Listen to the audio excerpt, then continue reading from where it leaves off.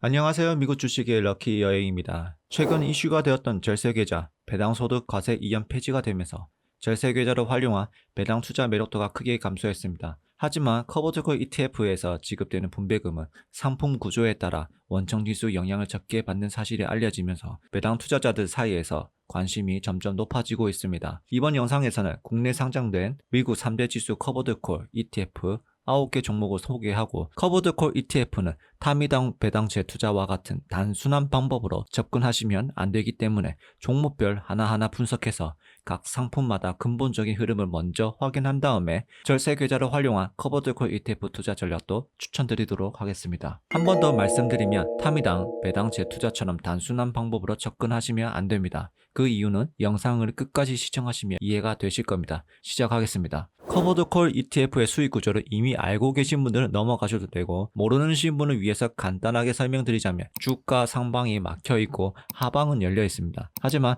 기초자산 주가가 횡보한다면 안정적으로 분배금을 받을 수 있다입니다. 더 자세한 내용은 저희 영상을 찾아보시거나 다른 영상을 찾아보시면 됩니다. 이번 영상은 상품마다 흐름을 파악하기 위한 영상입니다. 하지만 요즘에 커버드콜 상품이 다양한 방식의 옵션 거래를 통해서 지급하고 있는 만큼 어떤 방식으로 거래하는지 이해하고 있으면 정말 좋습니다. 먼저 OTM, ATM, 그리고 먼슬리, 데일리가 있습니다. 커버드콜 상품 투자 설명서를 찾아보시면 자세하게 설명이 되어 있지만 이것을 처음 보시는 분들은 이해하기가 어려울 것입니다. 이해하기 쉽게 간단하게 설명드리자면 ATM은 현재 주가와 비슷한 가격으로 프리미엄을 파는 것이고, OTM은 현재 주가보다 조금 더 높은 가격에 프리미엄을 파는 것입니다. 비유하자면 중고차를 미리 정해진 가격을 팔기로 약속하는 대신에 예약금을 받고 파는 것과 비슷합니다. ATM 옵션은 현재 시세와 거의 같은 가격을 파는 것이고, OTM은 앞으로 차값이 오를 수도 있으니 조금 더 높은 가격에 팔아보자 하고 약속을 하는 겁니다. 그런데 가격이 너무 높으면 안 팔릴 가능성이 있으니까 OTM 옵션의 가격이 이제 ATM보다 좀 낮게 형성되어 있습니다. 대신 OTM은 중고차 가격이 올라가면 그만큼 가격이 올라가게 됩니다. 조금 더 알고 싶으신 분은 투자 설명서를 꼭 확인하시기 바랍니다. 다음은 먼슬리 데일리입니다. 먼슬리 데일리는 옵션 거래 주기를 한 달 단위로 할지 하루 단위로 할 것인지의 차이입니다. 간단히 말하자면 장기 투자와 단기 투자입니다. 장기 투자는 변동성이 높더라도 대응할 시간이 있지만 단기 투자는 변동성이 높아지면 대응할 시간이 부족합니다. 그리고 단기 투자는 장기 투자보다 더 많은 비용이 들고, 특히 단기 투자는 누가 운용하는가에 따라 성과가 많이 달라집니다. 앞에 설명드린 이유는 오늘 소개시켜드릴 9개의 종목이 어떤 방식으로 운용하고 있는지 흐름을 파악하기 위해서입니다. 무조건 기초자산 비율이 높다고 좋은 것이 아니라 옵션 거래를 어떻게 하는가에 따라 더 중요하게 봐야 됩니다. 보다시피 커버드콜 상품 이름에 데일리, 타겟, 특정 단어가 들어가 있습니다.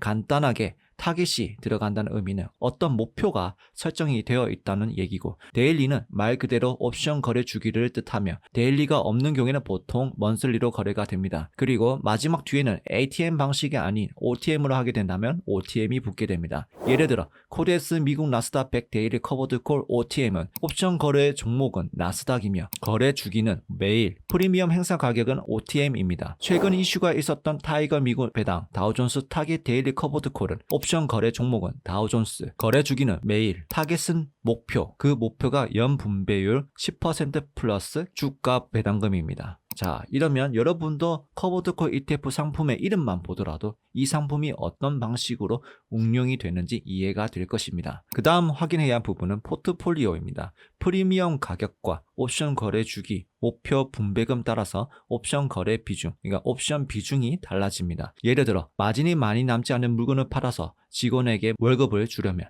많은 투자 금액으로 잦은 거래를 해서 수익을 내야 하지만, 마진이 많이 남는 상품이라면 적은 투자 금액으로도 충분히 수익을 낼 수 있다라고 이 정도만 이해하셔도 충분합니다. 보시다시피 대체적으로 거래 주기가 긴 경우에는 기초자산 비중이 높은 반면 거래 주기가 짧은 경우에는 옵션 비중이 높은 경우가 많습니다. 자, 이 표는 따로 저장을 해두시고 필요하실 때마다 확인하시면 되겠습니다. 대체적으로 국내 상장 해외 커버드콜 ETF는 고정 분배금을 지급하기 때문에 기초 주가가 상승하지 못하면 주가가 흘러내립니다. 나스닥, S&P 500, 다우존스 코버드콜 ETF 주가가 어떤 흐름을 나타내고 있는지 확인해 보겠습니다. 나스닥 코버드콜입니다. 첫 번째 종목은 타이거 미국 나스닥 100 커버드콜 합성입니다. 국내 상장 커버드콜 ETF 주가는 환율 노출이 되어 있기 때문에 QQQ와 정확한 비교를 위해서 환율의 적용을 하지 않은 주가입니다. 그리고 커버드콜은 기초자산 수익률을 이기기는 어렵다는 것을 꼭 인지하고 보시기 바랍니다. 해당 상품은 월 분배율 1% 고정, 연 분배금 12%입니다. 주가 흐름은 QQQ와 비슷하게 따라가고 있습니다. 하지만 수익률 비교하면 크게 상승하지는 못했습니다. 중간중간 큰 하락이 있었지만 커버드콜 주가는 그래도 상당히 안정적으로 보이고 있습니다. 두 번째 종목은 타이거 미국 나스닥 100 타겟 데일리 커버드콜입니다.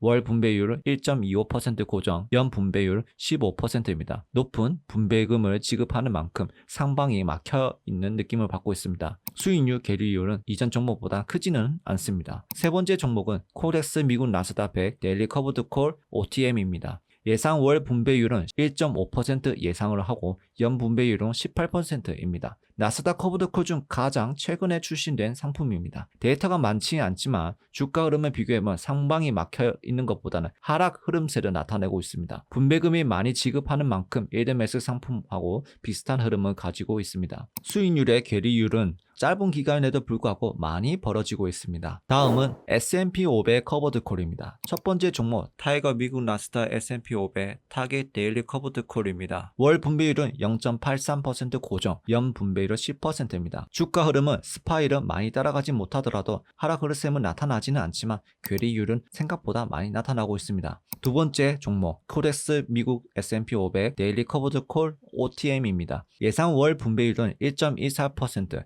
예상 연 분배율은 13.68%입니다. 출시일은 이제 한 달이 지났기 때문에 더 지켜봐야 하지만 상방이 상당히 막혀 있을 가능성이 높습니다.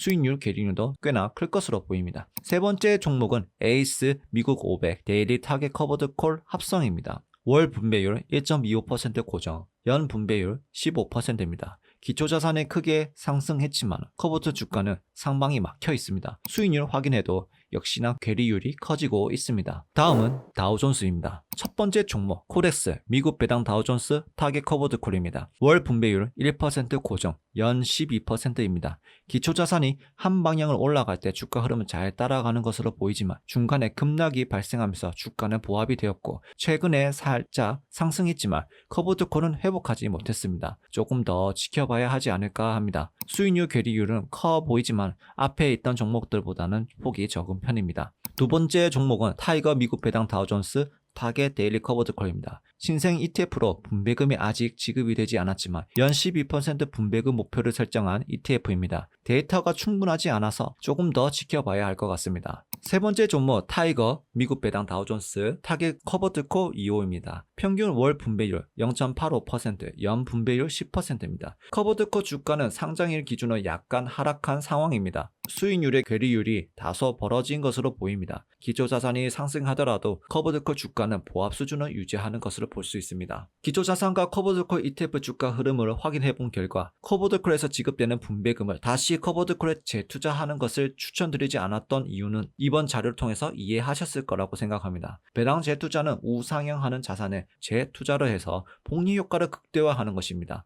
하지만 국내에 상장된 커버드콜 ETF는 대다수가 상방이 막혀 있는 것으로 확인되었기 때문에 커버드콜 배당 재투자는 추천드리지 않았던 것입니다. 다음은 상장일 기준으로 커버드콜 분배 수익률까지 포함해서 어떤 결과가 나타났는지 확인해 보겠습니다. 그리고 커버드콜 분배금을 커버드콜에 재투자하면 정말로 안 좋은지도 같이 확인해 보겠습니다. 나스닥부터 차근차근 확인해 보겠습니다. 초록색은 주가 수익률, 보라색은 배당 수익률, 주황색은 재투자 수익률, 파란색 기초자산 수익률입니다.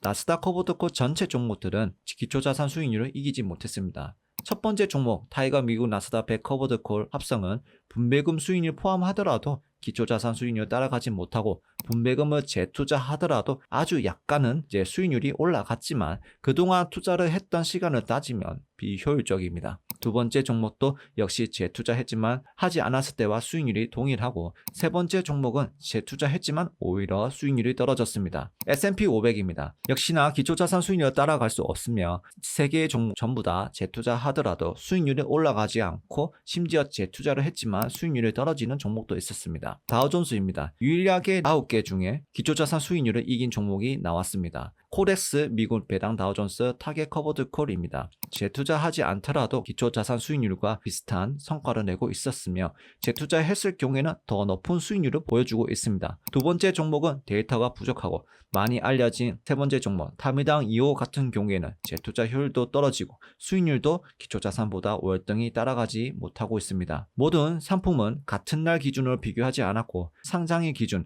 주가 흐름이 모두 다르기 때문에 이 결과로 정확한 답을 내리기는 어렵습니다. 하지만 저는 이런 방식으로 다른 종목도 많이 분석해본 결과 분배금을 많이 지급하게 되면 주가 상방이 막혀있고 오히려 우하향하는 흐름을 나타내고 있습니다. 만약에 기초자산은 오르는데 커브드콜의 주가는 보합 혹은 하락 흐름을 가지고 있다면 재투자하지 않는 것이 여러분들의 자산을 지키는 일이라고 생각합니다. 그렇다면 커브드콜 주가는 상방이 막혀있고 재투자하더라도 대부분 기초자산 수익률을 이기지도 못하는데 굳이 커브드콜을 해야 하는지 의문을 가지신 분들도 있을 겁니다. 커브드콜을 잘 활용하는 투자 방법을 설명드리겠습니다. 단 원칙이 있습니다. 첫 번째, 사실 커브드콜은 기초자산을 추정하지만 완전히 다른 자산입니다. 기초자산을 이용해서 장사를 하는 것일 뿐입니다. 두 번째, 원금에 집착할 필요가 없습니다. 커버드콜 ETF 종목 고르는 건 본인의 성향에 맞게 고르시면 됩니다. 세 번째, 분배금은 우상향하는 자산에 투자를 해야 합니다. 네 번째, 커버드콜은